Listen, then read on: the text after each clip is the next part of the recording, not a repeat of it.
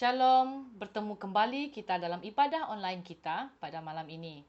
Selamat bergabung kepada jemaat Tuhan yang setia bersama kami dan selamat datang kepada jemaat Tuhan yang baru bersama kami. Kami dari Pelayanan Raja Wali sangat bersukacita dengan kehadiran Anda semua bersama dengan kami dalam ibadah ini. Okey, sebelum kita masuk dalam pujian dan penyembahan, di sini saya ingin menjelaskan bahawa pelayanan Raja Wali terbahagi kepada 3 zon, iaitu zon utara, zon tengah, dan zon selatan. Okey, bagi zon utara adalah dari kawasan Pujuk Tujuh hingga ke Kuala Baram. Bagi zon tengah adalah dari kawasan Pujuk Tiga, Boulevard hingga ke kawasan Center Point. Manakala zon selatan pula bagi yang tinggal di kawasan Mos Jaya hingga ke kawasan Lambir. Untuk pengetahuan kita semua, setiap zon ini mempunyai ketua zon masing-masing bagi memudahkan komunikasi antara zon. Sekiranya anda tidak tahu anda berada di zon yang mana, atau anda mempunyai sebarang pertanyaan mengenai pelayanan Raja Wali, anda boleh menghubungi saudara Eric Chua selaku pengerusi pelayanan Raja Wali. Okey, bagi sesiapa yang memerlukan bimbingan dan kaunseling dalam tempoh ini, anda boleh menghubungi Pastor Jarai Salo atau Deacon Minabian pada nombor telefon yang tertera. Seterusnya, masa dan ruang saya serahkan kepada tim Praise and Worship kita pada malam ini. Shalom semua jemaat Tuhan yang setia bersama dalam ibadah online Raja Wali kami. Okay, sebelum kita masuk dalam ruang pujian dan penyembahan, saya pimpin kita di dalam doa. Tuhan adalah Bapa kami di syurga, Tuhan yang kami kenal di dalam nama Yesus Kristus, Tuhan yang layak dipuji, Tuhan yang layak disembah. Ya Tuhan Yesus, pada malam hari ini Tuhan, sekali lagi kami datang kepada Engkau, mengucap syukur di atas kebaikan Engkau, penyertaan Engkau kepada kami ya Tuhan, sepanjang minggu-minggu yang sudah, sepanjang hari-hari yang sudah ya Tuhan, baik di dalam pekerjaan kami, baik dalam aktiviti kami sehari-harian ya Tuhan Yesus. Oleh karena kasih dan anugerah-Mu ya Tuhan, kami dapat berkumpul sekali lagi ya Tuhan pada malam hari ini ya Tuhan, di tempat kami masing-masing ya Tuhan, dalam ibadah online kami ya Tuhan Yesus. Ya Tuhan, sebelum kami memulakan acara ibadah kami ya Tuhan, kami datang kepada Engkau merendahkan diri kami ya Tuhan Yesus. Ampuni kami ya Tuhan, sekiranya ada pelanggaran-pelanggaran kami ya Tuhan, dosa-dosa kami yang tidak menyenangkan Engkau ya Tuhan, ampuni kami, sucikan dan kuduskan kami ya Tuhan Yesus. Ya Tuhan, kami serahkan seluruhnya rangkaian ibadah kami pada malam hari ini ke dalam tangan Engkau ya Tuhan Yesus. Biarlah Engkau yang menyertai kami, Engkau yang memimpin kami dari awal hingga akhirnya acara ibadah kami ya Tuhan. Sekiranya ada kuasa-kuasa kegelapan yang ingin mengganggu acara ibadah kami ya Tuhan, kami usir, kami singkirkan dalam nama Engkau ya Tuhan Yesus. Ya Tuhan Yesus, dimanapun kami berada ya Tuhan, kami mohon pernyataan Engkau dalam setiap pribadi kami ya Tuhan. Terima kasih Yesus, terima kasih Roh Kudus, kami telah berdoa dan mengucap syukur. Amin.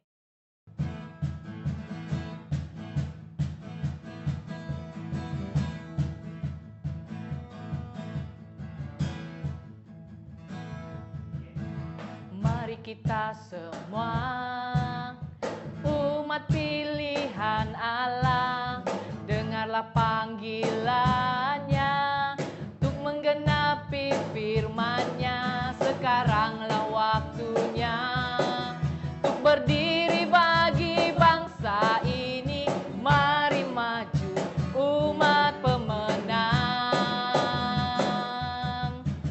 Mari kita semua umat pilihan Allah, dengarlah panggilannya untuk menggenapi firman-Nya. Sekaranglah waktunya untuk berdiri bagi bangsa ini. Mari maju umat pemenang. Ku kan bangkit, nyatakan kemuliaan-Nya. Ku kan bangkit, nyatakan kebenaran-Nya. Sampai setiap lutut bertelut, semua lidah mengaku Yesus Kristus dialah Tuhan, Raja segala raja. Dialah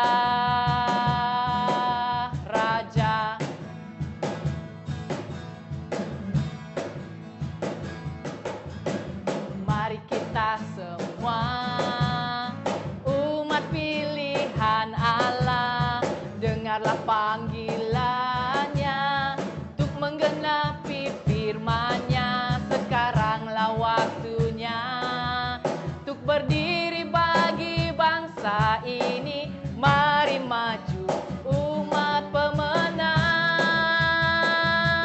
Ku kan bangkit, nyatakan kemuliaan-Nya. Ku kan bangkit, nyatakan kebenaran-Nya. Sampai setiap lutut bertelut, semua lidah mengaku Yesus Kristus Dialah Tuhan, Raja segala raja.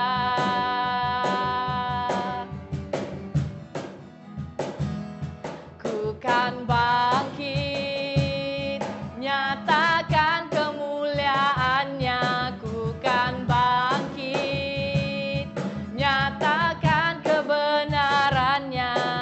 Sampai setiap lutut bertelut, semua lidah mengaku Yesus Kristus Dialah Tuhan, Raja segala raja. Dialah Raja, Dialah Tuhan, Dialah Raja.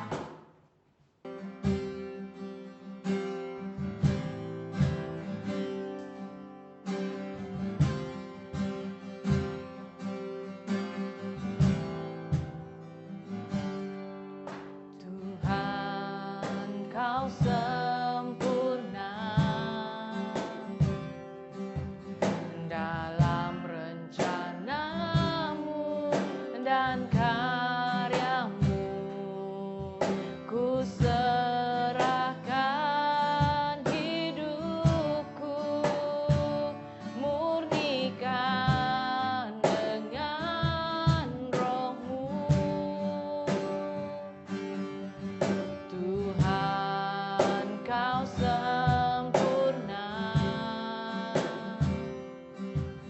dalam rencana-Mu dan karya-Mu. Ku serahkan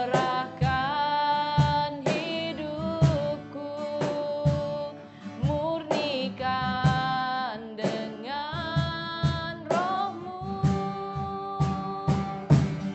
Hidupku menggenapi firman-Mu, tanda mujizat sertai tiap langkahku. Kau bersamaku,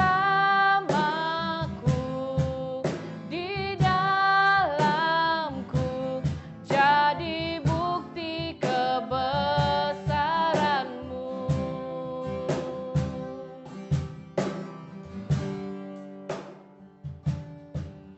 Tuhan, Kau sempurna dalam rencana-Mu dan karya-Mu. Ku serahkan hidupku, murnikan dengan Roh-Mu. Hidupku menggenapi firman-Mu, tanda mujizat sertai tiap langkahku. Kau bersamaku, di dalamku, jadi bukti kebesaran-Mu.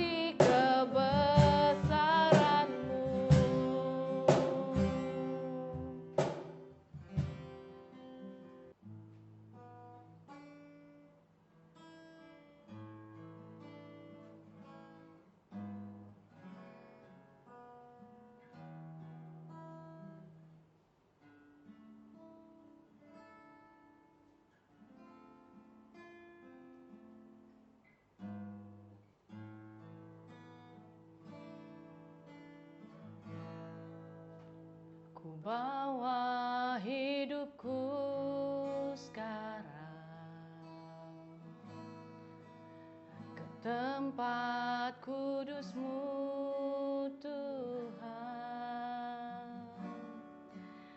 Di mezbah-Mu ku serahkan seluruh hidupku.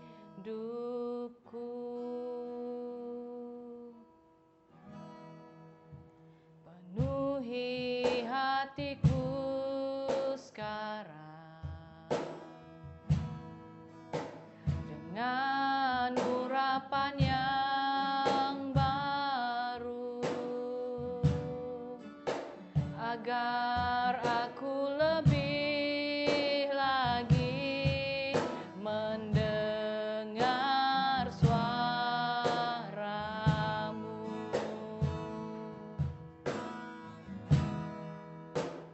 Jadikan aku Tuhan rumah doa-Mu,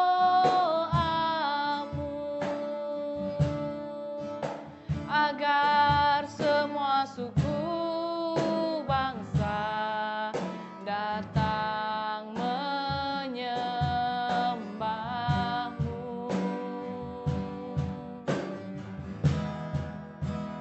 Jadikan aku Tuhan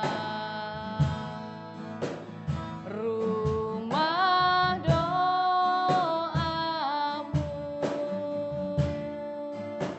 agar semua suku bangsa datang menyembah-Mu. Ku bawa hidupku sekarang ke tempat kudus-Mu Tuhan. Di mezbah-Mu ku serahkan seluruh hidupku.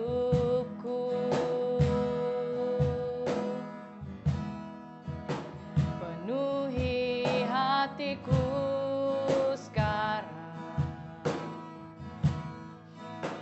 dengan urapan yang baru, agar aku lebih lagi mendengar suara-Mu.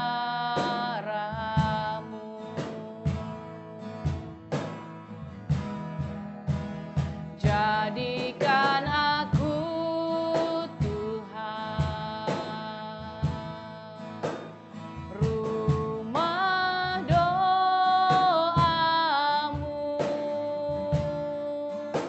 agar semua suku bangsa datang menyembah-Mu.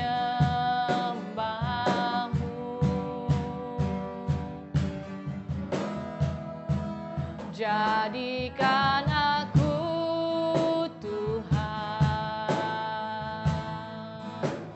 rumah doa-Mu, agar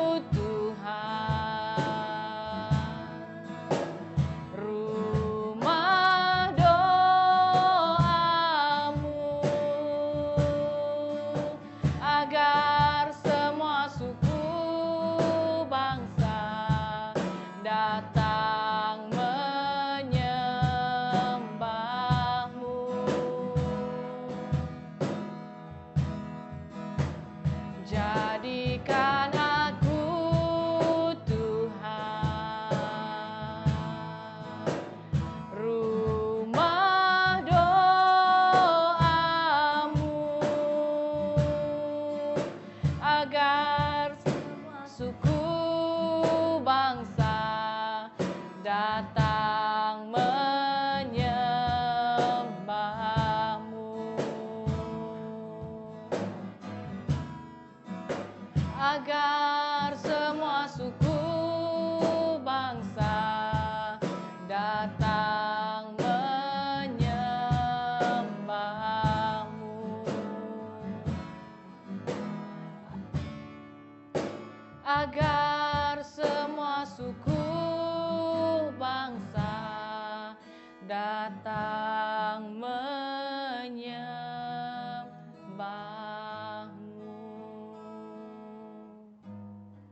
Selamat malam Raja Wali. Petikan kita pada malam ini akan datang daripada 1 Samuel perengan 3 sampai ke perengan 4 ayat 4. So, apa yang kita akan bincangkan adalah mengenai cerita Eli dengan Samuel. So, kalau anda sudah bersedia, sila buka Alkitab anda kepada 1 Samuel perengan 3. Okey, mari kita mulakan. Ayat 1. Samuel yang muda itu menjadi pelayan Tuhan di bawah pengawasan Eli. Pada masa itu firman Tuhan jarang. Penglihatan pun tidak sering. Pada suatu hari, Eli yang matanya mulai kabur dan tidak dapat melihat dengan baik sedang berbaring di tempat tidurnya. Lampu rumah Allah belum lagi padam. Samuel telah tidur di dalam bait suci Tuhan, tempat tabut Allah. Lalu Tuhan memanggil, "Samuel, Samuel." Dan ia menjawab, "Ya Bapa." Ayat ke-5, lalu berlarilah ia kepada Eli serta katanya, "Ya Bapa, bukankah Bapa memanggil aku?" Tetapi Eli berkata, "Aku tidak memanggil. Tidurlah kembali." Lalu pergilah ia tidur. Ayat 6, dan Tuhan memanggil Samuel sekali lagi. Samuel pun bangunlah, lalu pergi mendapatkan Eli serta berkata, "Ya Bapa, bukankah Bapa memanggil aku?" Tetapi Eli berkata, "Aku tidak memanggil anakku. Tidurlah kembali." Samuel belum mengenal Tuhan, firman Tuhan belum pernah dinyatakan kepadanya. Dan ayat seterusnya, dan Tuhan memanggil Samuel sekali lagi untuk ketiga kalinya. Ia pun bangunlah, lalu pergi mendapatkan Eli serta katanya, "Ya Bapa, bukankah Bapa memanggil aku?" Lalu mengertilah Eli bahawa Tuhanlah yang memanggil anak itu. Sebab itulah berkatalah Eli kepada Samuel, "Pergilah tidur, dan apabila ia memanggil engkau, katakanlah, berbicaralah Tuhan, sebab hamba-Mu ini mendengar." Maka pergilah Samuel dan tidurlah ia di tempat tidurnya. Ayat 10, lalu datanglah Tuhan, berdiri di sana dan memanggil seperti yang sudah-sudah, "Samuel, Samuel." Dan Samuel menjawab, "Berbicaralah, sebab hamba-Mu ini mendengar." Lalu berfirmanlah Tuhan kepada Samuel, "Ketahuilah, aku akan melakukan sesuatu di Israel, sehingga setiap orang yang mendengarnya akan bising kedua-dua telinganya. Pada waktu itu aku akan menepati kepada Eli segala yang telah kufirmankan tentang keluarganya dari mula sampai akhir. Sebab telah kuberitahukan kepadanya bahawa aku akan menghukum keluarganya untuk selamanya kerana dosa yang telah diketahuinya, yakni bahawa anak-anaknya telah menghujat Allah tetapi ia tidak memerahi mereka. Sebab itu aku telah bersumpah kepada keluarga Eli bahawa dosa keluarga Eli tak akan dihapuskan dengan korban sembelihan atau dengan korban sajian untuk selamanya." Samuel tidur sampai pagi. Kemudian dibukanya pintu rumah Tuhan. Samuel segan memberitahukan penglihatan itu kepada Eli. Tetapi Eli memanggil Samuel, katanya, "Samuel, anakku." Jawab Samuel, "Ya Bapa." Kata Eli, "Apakah yang disampaikannya kepadamu? Janganlah kau sembunyikan kepadaku. Kiranya beginilah Allah menghukum engkau. Bahkan lebih lagi daripada itu jika engkau menyembunyikan sepatah kata pun kepadaku dari apa yang telah disampaikannya kepadamu itu." Lalu Samuel memberitahukan semua itu kepadanya dengan tidak menyembunyikan sesuatu pun. Kemudian Eli berkata, "Dia Tuhan.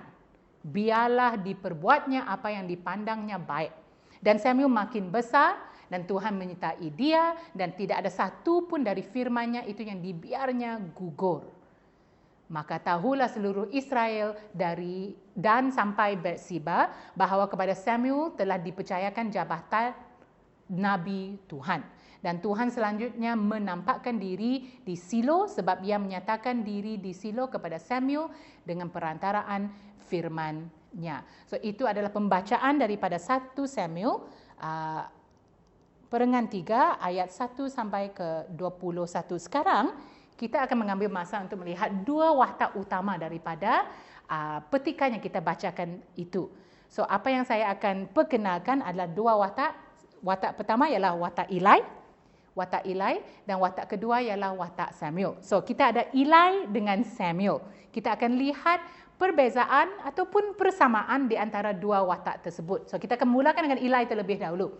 Eli merupakan imam tinggi Israel.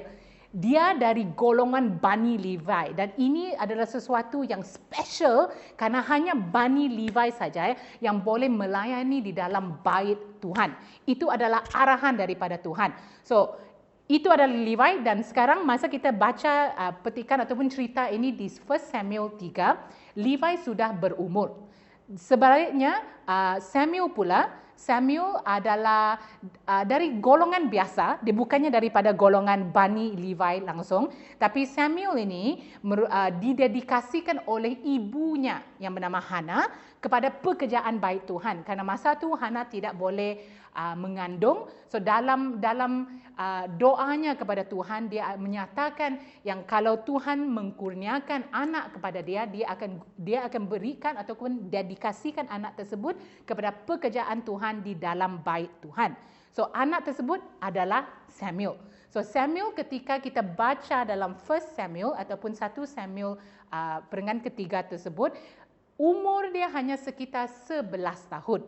So itu perbezaan dia. Kita ada Eli yang sudah berumur, status dia sebagai imam besar di Israel dan juga Samuel yang melayani di bait Tuhan, umurnya sekitar 11 tahun pada masa tersebut, langsung bukan daripada Bani Levi. So sekarang saya ingin memberitahu sedikit tentang latar belakang ataupun konteks 1 Samuel 3. So dalam ayat pertama, the first ayat sendiri telah menyatakan Samuel yang muda itu menjadi pelayan Tuhan di bawah pengawasan Eli. So Eli seperti mentor dia adalah mentee. So Eli itu yang membapakan secara rohani dan mendidik Samuel di dalam pekerjaan di dalam bait Tuhan. Dan konteks pada masa itu. Pada masa itu firman Tuhan jarang. Penglihatan pun tidak sering. So persoalan dia ialah kenapa firman Tuhan jarang? Kenapa tiada penglihatan? Tidakkah kita percaya, bukankah kita percaya yang Tuhan selalu berbicara kepada kita? So, kenapa pada ayat 1 ini kita diberitahu yang firman Tuhan itu jarang dan tiada penglihatan? Apa yang ayat 1 itu buat ialah dia menunjukkan keadaan hati dan juga rohani orang-orang Israel ketika itu. Ketika itu, walaupun orang-orang Israel ini sudah fasih tentang apa yang harus dilakukan dan mereka juga fasih tentang sejarah mereka kerana mereka masih harus ingat dan masih ingat bagaimana mereka dilepaskan daripada Mesir, bagaimana Tuhan menyelamatkan mereka over and over again. Tidak tahu berapa kali dalam sejarah mereka Tuhan telah menyelamatkan mereka. So ini menjadi kisah yang seorang bapa akan beritahu seorang anak dan secara sebagai seorang Israel kamu akan fasih tentang cerita-cerita tersebut di mana kamu ingat tentang kebaikan Tuhan, ingat tentang keselamatan Tuhan. So walaupun orang-orang Israel ini sepatutnya fasih tentang kebaikan Tuhan, tetapi dalam latar belakang 1 Samuel 3, kenapa tidak ada penglihatan? Kenapa firman Tuhan jarang? Kerana mereka telah mengeraskan hati mereka kepada perkara-perkara Tuhan. Mungkinkah ia menjadi sesuatu yang lazim, sesuatu yang so familiar ataupun sangatlah biasa sampai mereka macam tidak ada apa-apa special lagi. So, sekarang kita akan kembali kepada dua watak yang dikatakan tadi itu. Latar belakang 1 Samuel 3 ketika itu ialah walaupun sepatutnya orang-orang Israel fasih tentang kebaikan Tuhan, tetapi ketika itu mereka telah mengeraskan hati mereka kepada perkara-perkara Tuhan. So kita akan lihat kepada Eli. Eli dikenali ramai. Dia juga memegang jawatan ataupun peranan yang sangatlah dihormati. Sepatutnya dia sebagai imam besar, sepatutnya pakar akan perkara-perkara Tuhan. Peranan utamanya sebagai imam besar adalah melayani Tuhan di baitnya dan menjadi perantaraan antara Israel dengan Tuhan. Dia sepatutnya tahu isi hati Tuhan, tahu akan perkara-perkara Tuhan. So itu Eli. Sekarang kita lihat sekali lagi Samuel. Samuel membantu Eli di bait Allah. Dia dididik dari kecil untuk fasih dalam pelayanan di dalam hadirat Tuhan. Kerana umur dan peranannya, kemungkinan besar dia dianggap sebagai tidak penting di antara orang ramai. So kebanyakan orang akan pergi ke bait Tuhan pada masa itu. Eli akan ada di sana melakukan pelayanan dia sebagai imam besar, dan kemungkinan besar Samuel ada di sorok-sorok ataupun di corner-corner di bait Tuhan ketika itu. Tapi orang ke sana, mereka langsung tidak mempedulikan Samuel kerana kepada mereka Samuel tu kecil.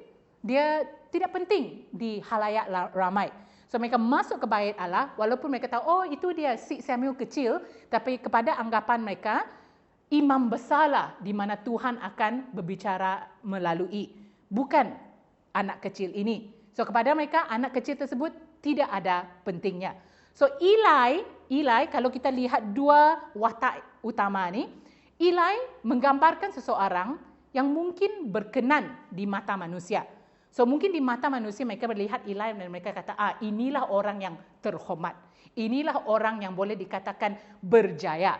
Tetapi kepada mereka yang lain, mereka lihat Samuel tu kecil. Dia mungkin tidak ada banyak peranan. Dia hanya anak didikan Eli saja. And dia bukan juga daripada Bani Levi. So dia tidak penting.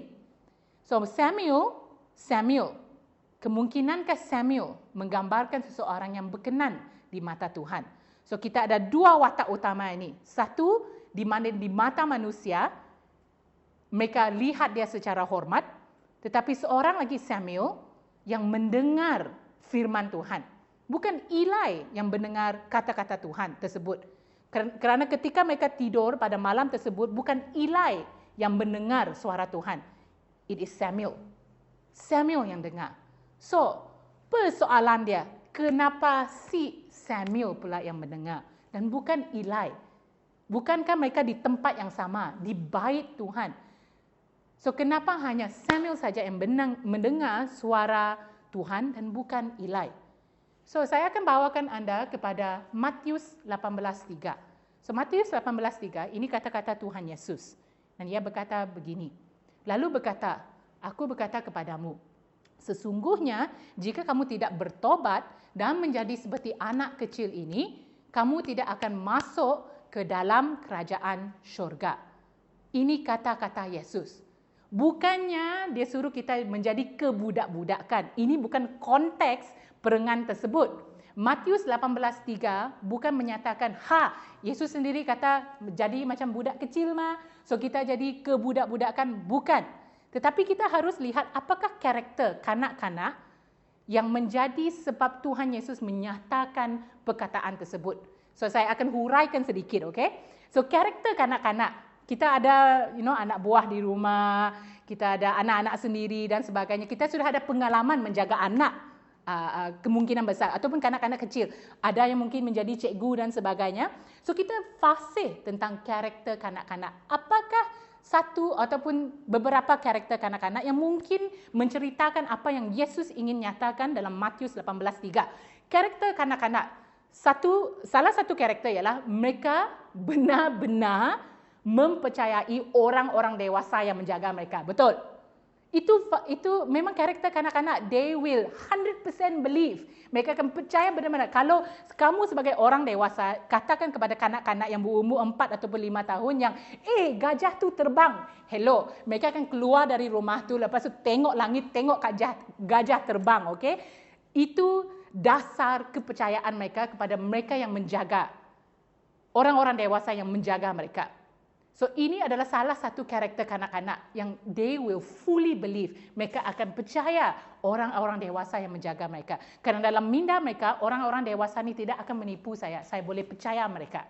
So, karakter kedua, mereka juga bergantung sepenuhnya kepada penjaga ataupun ibu bapa mereka. Ini adalah salah satu karakter kanak-kanak yang amat penting kerana mereka terlalu kecil untuk menjaga diri sendiri. Mereka haruslah bergantung kepada penjagaan ibu bapa mereka. So ini salah satu karakter kanak-kanak yang walaupun kamu mungkin dilahirkan di Amerika, pun dilahirkan di mana-mana, di Indonesia, di Malaysia, di Japan, karakter itu sama. Kanak-kanak akan bergantung sepenuhnya kepada penjagaan ibu bapa. Dan seorang kanak-kanak, karakter seterusnya, seorang kanak-kanak akan juga selalu diajar. Betul, itu karakter kanak-kanak. Kalau kita lihat kanak-kanak, secara otomatis kita akan ajar mereka. Oh ini sebenarnya, oh itu sebenarnya, oh ini warna putih, ini warna hitam. Itu peranan orang-orang dewasa. Walaupun kita ada kanak-kanak dalam kebaktian kita, kita juga ada melakukan tersebut. Betul. Kalau kita lihat kanak-kanak, kita akan beritahu mereka, ini betul, ini salah. Mereka selalu diajar dan mereka diajar juga untuk patuh kepada mereka yang menjaga dia. So ini karakter kanak-kanak yang sepatutnya yang dilihat sebagai konteks Matius 18:3.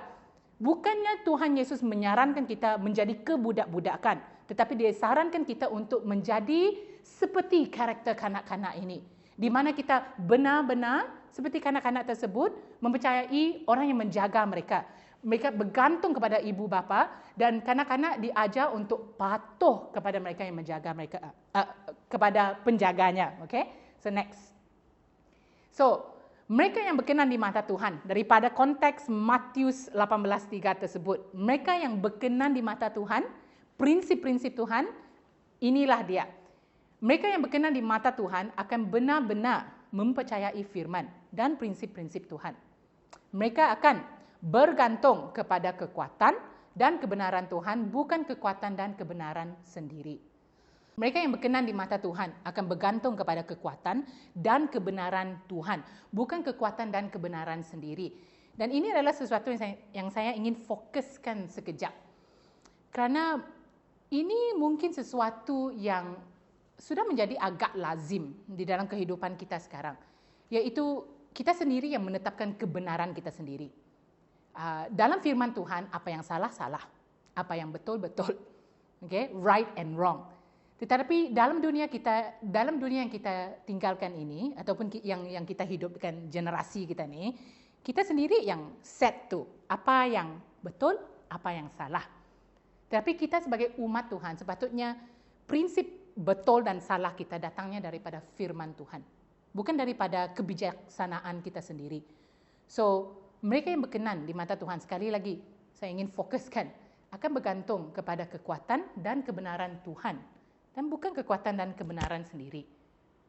So, yang ketiga, mereka yang berkenan di mata Tuhan akan takut dan patuh kepada Tuhan seperti mana seorang kanak-kanak akan disayangi, tetapi juga takut dan patuh kepada ibu bapa, kan? Itu adalah perhubungan yang sangat lazim, yang sangat biasa di antara kanak-kanak dengan ibu bapa ataupun penjaga mereka. Walaupun mereka disayangi, tapi sayang tu artinya ada disiplin, betul. So itu maksud dia, itu boleh menggambarkan perhubungan kita dengan bapa kita, iaitu kita amatlah disayangi, tetapi haruslah ada disiplin. Kita takut dan patuh kepada Tuhan Bapa kita.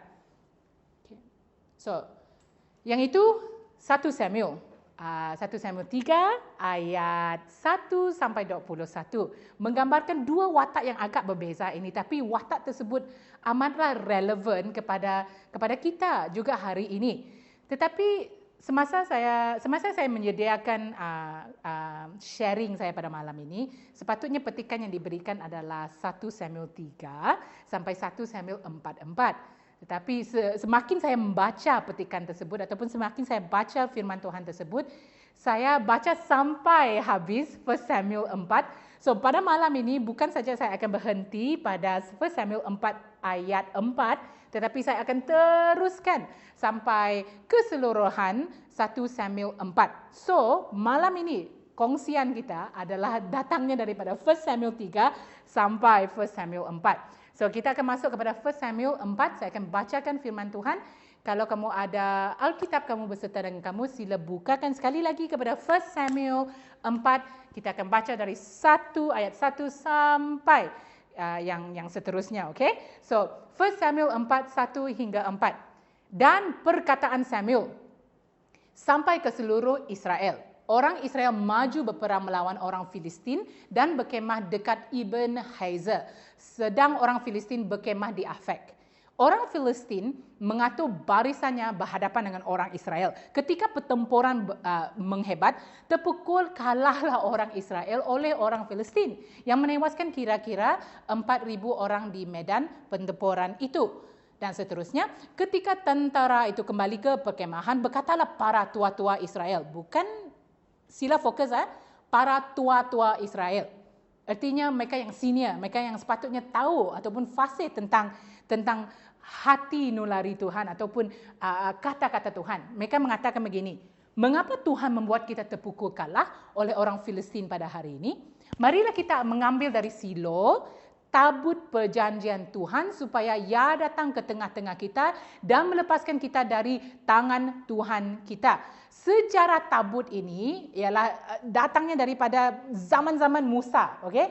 Tabut ini dibina mengikut arahan daripada Tuhan dan tabut ini agak special kerana tabut ini melambangkan kehadiran Tuhan. So tabut ini akan dibawa ke dalam bait Tuhan ataupun kemah bait di masa itu. Dia akan dibawa di sana, lepas tu kehadiran Tuhan akan turun seperti awan ataupun seperti api. Itu menggambarkan kehadiran Tuhan. So tabut ini ada meaning dia ataupun ada simbol dia yang kuat di antara orang-orang Israel. So ini sejarah dia sikit supaya kamu faham. Yang tabut dia tu walaupun diperbuat daripada kayu ataupun diperbuat daripada emas-emasan dan sebagainya, sepatutnya melambangkan kehadiran Tuhan. So setiap kali tabut itu dibawa ke dalam bait Tuhan dan sebagainya, akan kelihatan kehadiran Tuhan itu dari segi awan-awan ataupun api. Okay, semarakan api dan sebagainya. So, mereka ke Silo, ambil tabut perjanjian Tuhan tersebut kerana mereka cakap kalau kita bawa dia di tengah-tengah kita semasa perang ini akan mengalahkan musuh kita. So, mereka percaya tu. Mereka percaya tabut itu yang akan mengalahkan musuh mereka. So, kemudian bangsa itu menyuruh orang ke Silo. So, mereka ke Silo. Lalu mereka mengangkat dari sana tabut perjanjian Tuhan semesta alam yang bersemayam di atas para kerub. Kerub tu ialah angel, okay? Malaikat lah. Okay? Kedua anak Eli, iaitu Hofni dengan Pinehas, ada di sana dekat tabut perjanjian Allah tersebut. Okay? Segera sesudah tabut perjanjian, ini ayat kelima ni, perjanjian Tuhan sampai ke perkemahan, bersoraklah seluruh orang Israel dengan nyaring kerana tabut tu sudah sampai sehingga bumi pun bergetar. Dan orang Filistin yang mendengar bunyi sorak itu berkata, oh, apakah bunyi sorak yang nyaring di perkemahan orang Ibrani itu? Ketika diketahui mereka bahawa tabut Tuhan telah sampai ke perkemahan tersebut, ketakutanlah orang Filistin kerana sebab kata mereka, Allah mereka telah datang ke perkemahan itu dan mereka berkata, celakalah kita. Sebab seperti itu belum pernah terjadi dahulu. Celakalah kita. Siapakah yang akan menolong kita dari tangan Allah yang maha dahsyat ini? Sampai orang Filistin pun tahu sejarah orang Israel. Yang sepatutnya di mana-mana saja tabut itu berada, kehadiran Tuhan akan berada di situ. Inilah juga Allah yang telah menghajar orang Mesir. Mereka ingat tu sejarah-sejarah orang Ibrani. Menghajar orang Mesir dengan berbagai-bagai tulah di padang gurun. Okay? So mereka takut. Kuatkanlah hatimu dan berlakulah seperti laki-laki. Be a man. Hai orang Filistin. Supaya kamu jangan menjadi budak orang Ibrani. Budak tu artinya hamba lah. Okay? Bukan budak. Okay? Bukan budak kecil. Tapi budak, hamba orang Ibrani itu. Seperti mereka dahulu, seperti budakmu. Berlakulah seperti laki-laki. Again, be a man. Dan berperanglah. Lalu berperanglah orang Filistin. Ingat mereka takut tu yang tabut tu ada di antara orang-orang Israel. Sehingga orang Israel terpukul kalah. Mereka melarikan diri masing-masing ke kemahnya. Amatlah besar kekalahan itu. Dari pihak Israel gugur, hari itu gugur 30,000 orang pasukan berjalan kaki. Lagi pula tabut Allah, bukan saja mereka kalah, lagi pula tabut Allah dirampas dan kedua-dua anak Eli, Hofni dan Pinihas, tewas. Soalan dia ialah, tabut Allah ada di antara mereka. Tabut Allah ada sejarah di mana dibawa ke sesuatu tempat peperangan, orang Israel akan menang. Tetapi hari itu agak luar biasa. Tabut Allah ada di antara mereka. Tapi orang Israel kalah teruk. Bukan saja kalah teruk. Tabut tersebut telah dirampas. So persoalan dia ialah, kenapa orang Israel boleh kalah? Now, mereka kalah kerana satu sebab utama. Kekerasan hati mereka menyebabkan mereka sangka mereka akan menang kerana tabut Allah ada di antara mereka. They assume, mereka sangka mereka akan menang. Tapi, just to let you know, untuk pemberitahuan anda, tabut Tuhan tanpa hadirat Tuhan hanyalah objek buatan manusia semata-mata. Tidak ada kuasanya. So sekali lagi saya nyatakan, tabut Allah tanpa hadirat Allah hanya merupakan objek yang dibina oleh manusia semata-mata. Where's the power? The power is only in the presence. Kuasa Tuhan hanya ada dalam kehadiran dia. So next, saya belum habis lagi ayat-ayat saya ini. So kita masuk lagi ayat ke-12. Seseorang dari suku Benyamin lari dari barisan pertempuran dan pada hari itu juga ia sampai ke Silo dengan pakaian terkoyak-koyak dan dengan tanah di kepalanya. Ketika ia sampai, Eli, masih ingat Eli kan? Eli sedang duduk di kursi di tepi jalan menunggu-nunggu. Hatinya berdebar-debar kerana tabut Allah itu. Kerana mereka ambil dia dari Silo, mereka keluarkan dia ke dalam pedan peperangan. Ketika orang itu masuk ke kota dan menceritakan kabar itu, berteriaklah seluruh kota itu. Ketika Eli mendengar teriakan itu, bertanyalah ia, keributan apakah itu? Lalu bersegeralah orang itu dapatkan Eli dan memberitahukannya kepadanya. So kita masuk ke ayat seterusnya. Eli sudah 98 tahun. 98 tahun umurnya. Dan matanya sudah mula bular ataupun tidak lagi kelihatan dengan jelas. Dia pudar. Sehingga ia tidak dapat melihat lagi. Kata orang itu kepada Eli, aku datang dari medan pertempuran. Baru hari ini aku melarikan diri dari medan pertempuran. Kata Eli, oh bagaimanakah keadaannya anakku? So ayat 17. Jawab pembawa kabar itu. Orang Israel melarikan diri dari hadapan orang Filistin. Kekalahan yang besar telah diderita oleh rakyat. Lagi pula kedua anak-anakmu, Hofni dan Pinihas, telah tewas dan tabut Allah sudah dirampas. Ini jatuh di tiba tangga berkali-kali. So kita lihat ayat ke-18. Ketika disebutnya tabut Allah itu, jatuhlah Eli, terlentang dari kerusi di sebelah pintu gerbang. Batang lehernya patah dan ia mati. Sebab telah tua dan gemuk orangnya. 40 tahun lamanya ia memerintah sebagai hakim atas orang Israel. Apa yang telah terjadi kepada Eli?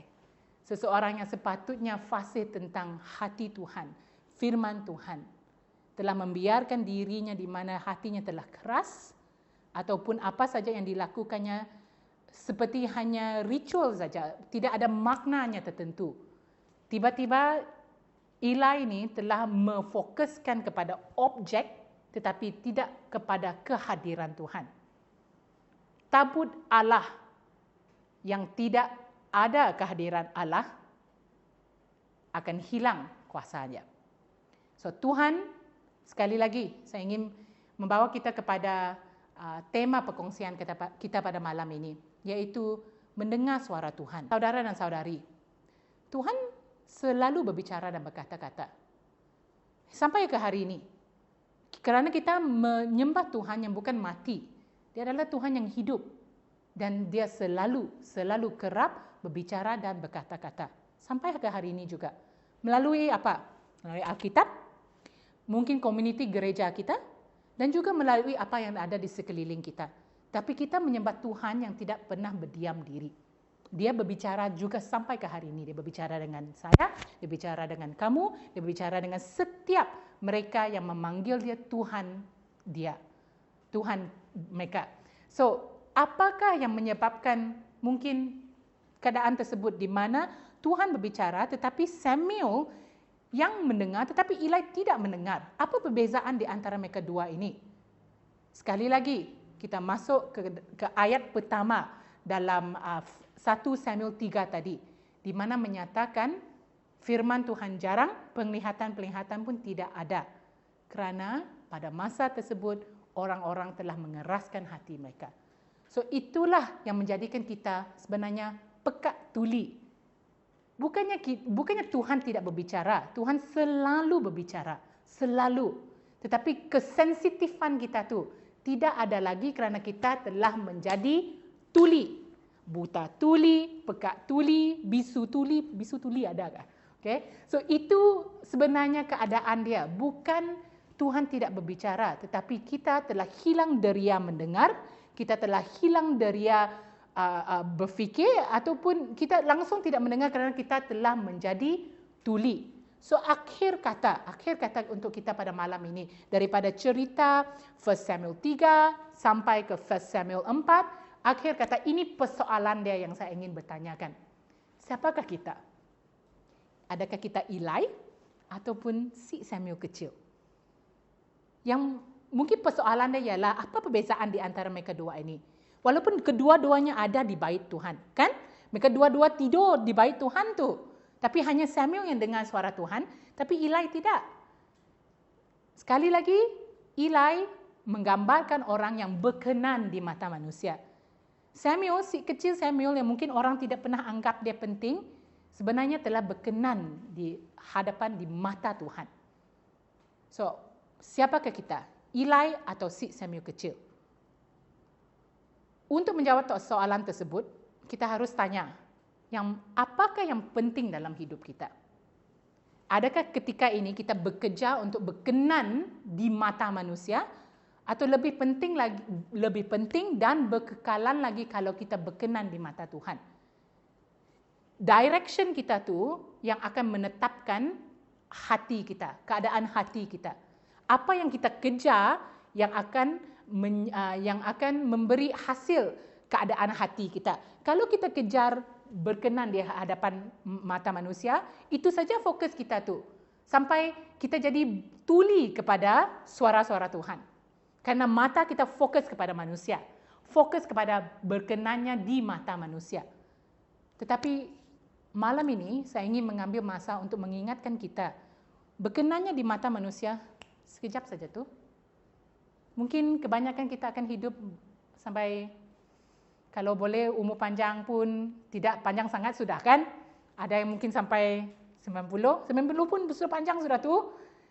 Tapi sekarang, hari ini, ketika ini juga kita bertanyakan soalan ini. Apa yang akan berkekalan? Apa yang penting? Pentingkah kita berkenan di mata manusia atau pentingkah kita sebenarnya berkenan di mata Tuhan? Karena apa yang kita ada pada hari ini hilang juga tu, kan? Kita dilahirkan pada satu hari nanti kita pun akan meninggalkan dunia ini juga. Mungkin kita harus pastikan ketika kita meninggalkan dunia ini kelak, apa yang kita bawa dengan kita tu benda yang berkekalan. So soalan dia kepada saudari dan saudaraku pada malam ini, apakah sandaran hidup kita? Ataupun apakah fokus hidup kita? Fokus itulah yang akan menjadikan hati kita seperti Eli ataupun seperti Samuel. Fokus tu. So ini mungkin satu dalam English dia kata macam spot check lah, di mana kita harus cek kita sendiri dalam kita melakukan apa saja. Kadang-kadang kita pergi kerja, kita buat itu ini kerana kita harus hidup. Okay? Kita perlu bayar, beli barang dan sebagainya. Tetapi dalam semua tu boleh tak saya mengambil masa untuk ingatkan kita semua yang apa yang kita lihat pada hari ini tidak benar-benar akan berkekalan. Benda yang berkekalan adalah prinsip-prinsip Tuhan. Cara kita menyembah dia, inilah yang akan berkekalan. So, persoalan dia ataupun pengingatan dia pada malam ini ialah, mari kita ingat kembali benda yang akan berkekalan. Apa saja yang perlu kita lakukan dengan sepenuh hati kita. Kita lakukan dengan excellent. Tetapi kita juga harus ingat, semua ini tidak akan berkekalan. Apa saja pilihan kita buat, biar dia menjadi pilihan yang kita tahu akan ikut prinsip-prinsip Tuhan yang berkekalan. So, hari ini, saya ingin ingatkan anda kembali, Tuhan selalu berbicara. Selalu. Dia tidak pernah berdiam. Tapi kadang-kadang kita tak dengar kerana kita sudah kurang sensitif. Kita sudah tuli. So pada malam ini, kalau watak-watak ini ataupun cerita-cerita ini ada seperti menyedarkan anda kepada sesuatu, saya ingin mengambilkan masa ini untuk doakan setiap kita. So kalau boleh, sekarang juga saya minta anda di mana-mana anda berada, di belakang skrin ni, mari kita doa bersama-sama. Supaya Tuhan akan gunakan cerita ini, Tuhan akan gunakan dua watak ini untuk mengingatkan kita kembali apa yang sepatutnya kita lakukan dalam hidup kita yang teramatlah pendek ini. 90 tahun tu bukan panjang sangat, tahu tak? 100 tahun tu pun bukan panjang sangat. So kita harus ready all the time. So let us pray. Saya ajak kita doa bersama-sama. Tuhan Allah Bapa di syurga, memang menjadi lumrah manusia kita ni lupa. Kita ni senang lupa. So apa yang saya minta sekarang dalam nama Tuhan Yesus Kristus, yang Roh Kudus akan berbicara kepada setiap individu yang mendengar sharing ini pada malam ini, dan saya ingin gunakan masa ini untuk membawa kembali apa yang sepatutnya kami lakukan dalam hidup kami. Biar mereka di mana-mana saja, mungkin tempat kerja mereka, dengan keluarga mereka dan sebagainya. Kadang-kadang mungkin di mata manusia, mereka seperti Samuel. Tidak dipedulikan ataupun tidak dianggap sebagai penting. Tapi apa yang saya minta dan doakan sekarang dalam nama Tuhan Yesus Kristus, yang engkau akan membukakan kebijaksanaan kami, engkau akan bekerja ke dalam kesensitifan kami untuk mendengar suara kamu. Biar kami tahu yang apa yang kami pegang ni, iman yang kami pegang ni memangnya akan berkekalan sampai selama-lamanya. Apa saja yang dunia ini berikan kepada kami tidak boleh bertanding dengan apa yang engkau telah sediakan untuk setiap kami yang mempercayai. So ini yang saya doakan kepada mereka yang rasa di mana mereka rasa ini sudah menjadi sangat susah untuk membuat pilihan mendengar kata-katamu ataupun mengikut prinsip-prinsipmu. Dalam nama Tuhan Yesus Kristus sekarang kami doakan kekuatan untuk terus teguh berdiri, untuk terus teguh mempercayai yang apa sahaja yang engkau sediakan untuk kami sememangnya tidak ada tandingan dia. So let them hold on. Ini yang saya doakan kepada setiap mereka di mana saja mereka berada. Dalam nama Tuhan Yesus Kristus mereka tidak akan berputus asa untuk memegang prinsip-prinsipmu yang berkekalan. So, sebagai gereja, kami minta juga kamu akan berikan kami kebijaksanaan, lebih lagi kasih untuk mengasihi setiap individu di bawah baitmu ini Bapa. So, kami ingin berterima kasih atas segala yang engkau telah lakukan. Biar kami ingat setiap perkara yang telah engkau lakukan dan jangan biar kami lupa. So, biarlah kami berbicaralah kepada hati kami supaya kami sensitif. Sekali lagi, tidak ada tulinya di rumah Tuhan. Tidak ada tulinya di rumah Tuhan. Di dalam nama Tuhan Yesus Kristus kami berdoa. Amin. Terima kasih. Selamat malam. Tuhan memberkati. Terima kasih untuk perkongsian firman Tuhan sebentar tadi, dan saya percaya setiap kita yang mendengar merasa diberkati. Terima kasih juga kepada tim Praise and Worship yang telah membawa kita dalam pujian dan penyembahan sebentar tadi. Kepada jemaat Tuhan yang setia bersama kami, Tuhan memberkati kita semua. Pengumuman untuk kita semua, Tangguk persembahan akan dijalankan di tempat kita masing-masing selepas ibadah. Selamat malam, Tuhan memberkati. Jumpa anda semua pada minggu depan.